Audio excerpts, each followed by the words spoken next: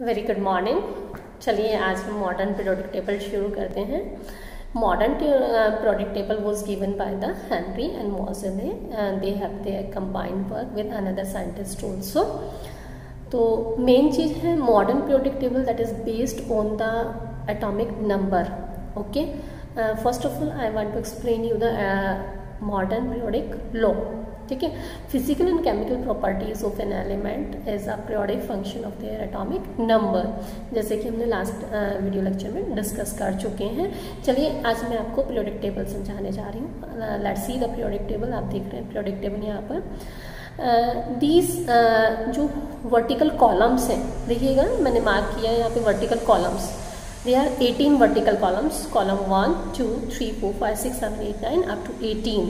These vertical columns are known as groups.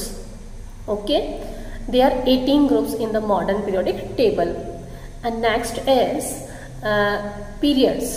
ठीक है, horizontal rows, यानी कि जब हम लेफ्ट से राइट में चलते हैं पीरियोडिक टेबल में, then these horizontal rows are known as क्या कहते हैं इनको, पीरियड कहते हैं। ठीक है, यानी कि modern period table have group and periods, they are 18 groups and 7 period. ठीक है, जिसमें कि फर्स्ट पीरियड आपका क्या है, बहुत छोटा है, उसमें 2 ही एलिमेंट है। एक्चुअली देखिएगा फर्स्ट शेल में कितने एलिमेंट्स होते हैं, फर्स्ट शेल में कितने इलेक्ट्रॉन्स होते हैं, 2। इसलिए यहाँ पे फर्स्ट शेल में फर्स्ट पीरियड में भी 2 ही एलिमेंट्स आ सकते हैं। यानी कि कहीं ना कहीं जो एलिमेंट की शेल होती है इट डिनोट्स द पीरियड। ठीक है, जिस एलिमेंट में जितने शेल्स होंगी वो उतने ही पीरियड में एग्जिस्ट करेगा। जैसे सपोज करो like sodium, what is the configuration of sodium, it's configuration is 281, it has 3 shells, it means it will exist in 3rd period. Understand, आप देख सकते हैं पीरियोडिक टेबल में sodium is present in 3rd period. ठीक है, just like chlorine, chlorine की configuration 287, it means इसके पास भी 3 शेल है, इसका मतलब ये 3rd पीरियड में एग्जिस्ट कर रहा है। इसी तरीके से यानी कि first shell have the capacity of 2 electron, that why first period have only 2 elements, hydrogen and helium. Next is second shell has the capacity of 8 electrons, that's why second period also have 8 electron, lithium, beryllium, boron, carbon, nitrogen, oxygen, fluorine, neon. Okay, same वैसे ही 3rd period में है। 3rd period यानी कि 3rd shell has the capacity of 8 electron, it means 3rd period also have 8 electrons. जैसे sodium, magnesium, aluminium, silicon, phosphorus, sulphur, chlorine, argon. Okay, यानी कि first period जो है वो छोटा है, सेकेंड पीरियड आपका शॉर्ट पीरियड है, उसमें भी बीच में से कुछ एलिमेंट्स नहीं है वहां पर। 3rd पीरियड शॉर्ट पीरियड है, 4th लॉन्ग पीरियड है, 5th लॉन्ग पीरियड है, 6th वेरी लॉन्ग पीरियड है और 7th इनकम्प्लीट है। ठीक है, बेसिकली अब आप देखेंगे कि एक तरफ लिखा है light metals, non metals, heavy metals, metalloids. ठीक है, जो आपके यहाँ पे लेफ्ट साइड में यानी कि फर्स्ट और ग्रुप सेकेंड ग्रुप मेटल्स होते हैं, 3rd to 12 group heavy metals, ये भी मेटल्स की कैटेगरी में जा रहे हैं। जो ग्रीन कलर से डिनोट है यहाँ पे boron, silicon, germanium, arsenic, antimony और आपका पोलोनियम, ये सब आपके क्या है, मेटलॉइड्स हैं। और फिर आपका जो इधर वाला पोर्शन बचता है यानी कि carbon, nitrogen, oxygen, fluorine, phosphorus, sulphur, chlorine, selenium, ब्रोमियम, iodine, ये सब क्या है, ब्रोमीन, आयोडीन, ये सब आपके क्या है, नॉन मेटल्स। और 18th ग्रुप के जो सारे मेंबर्स हैं वो सब क्या कहलाएंगे, noble gases. 18th group noble gases होगा। ठीक है, ओके स्टूडेंट्स, चलिए देखते हैं कि अगर कोई भी 2 एलिमेंट्स मिलके कंपाउंड बना रहे हैं, ठीक है, और वो दोनों लेफ्ट से हैं हमारे पास, यानी कि अगर हम पीरियोडिक टेबल को देखते हैं तो दिस इज द लेफ्ट से स्टार्ट हुआ, राइट में एंड हुआ। अगर एक एलिमेंट लेफ्ट से है और एक एलिमेंट राइट साइड से लिया गया है, सपोज करो मैंने Na राइट से, लेफ्ट से Na लिया और राइट से Cl लिया, तो NaCl बना।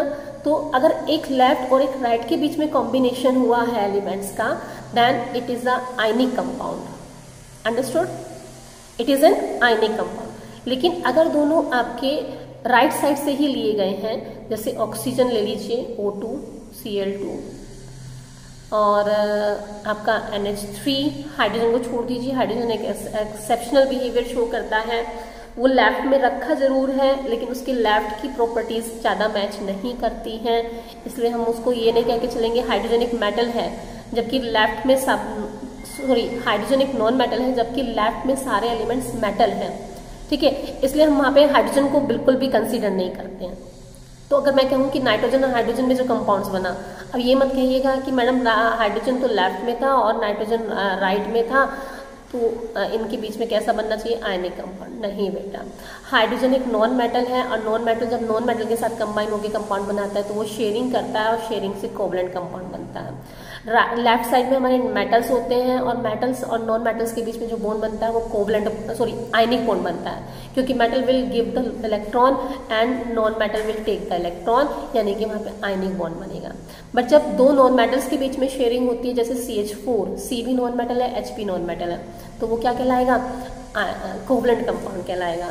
तो इसी भी यहाँ पे काफ़ी सारे क्वेश्चंस हमारे यहाँ आते हैं कि लेफ्ट में कौन प्रेजेंट है, राइट में कौन प्रेजेंट है। अगर हमारे पास एक कंपाउंड A है, B है, A पीरियोडिक टेबल बना के दिखा देंगे A कहाँ है, B कहाँ है, तो आप देख लेंगे कि वो मेटल है या नॉन मेटल है। अगर वो एक मेटल है और एक नॉन मेटल है तो कैसा बॉन्ड बनेगा, आयनिक, और आयनिक की प्रॉपर्टीज अप्लाई होंगी कि they conduct electricity, they have high melting point, they are solid, they are soluble in water, वही सारी, ठीक है।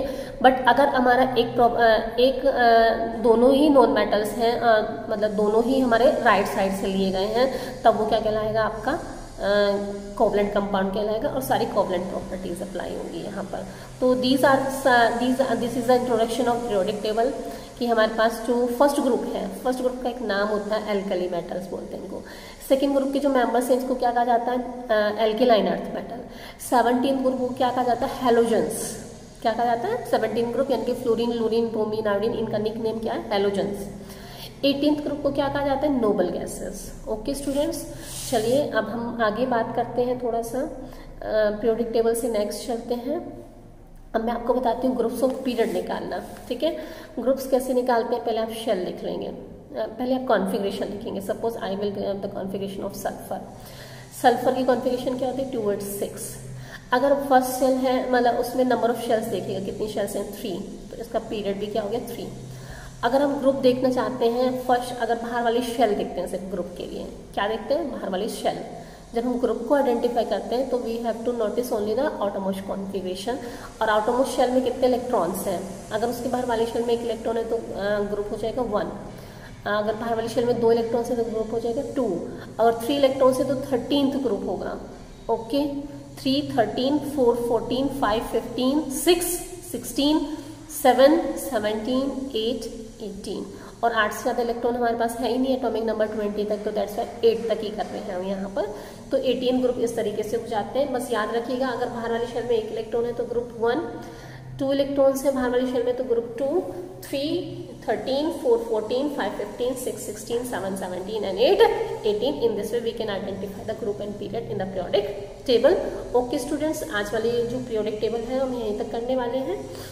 नेक्स्ट जो प्रॉपर्टीज देखने वाले हैं हम, ग्रुप में क्या होगा और पीरियड में क्या होगा। इन प्रॉपर्टीज का कुछ प्रॉपर्टीज है, जैसे वैलेंस शेल का ग्रुप में क्या होगा, पीरियड में क्या होगा, वैलेंस इलेक्ट्रॉन्स का ग्रुप पीरियड में क्या होगा, एटॉमिक साइज का ग्रुप पीरियड में क्या होगा, मेटेलिक कैरेक्टर का ग्रुप पीरियड में क्या होगा। इस तरीके से हम कुछ प्रॉपर्टीज हैं जो कि नेक्स्ट वीडियो लेक्चर में करने वाले, आज हम यहीं तक करने वाले। Okay students, bye.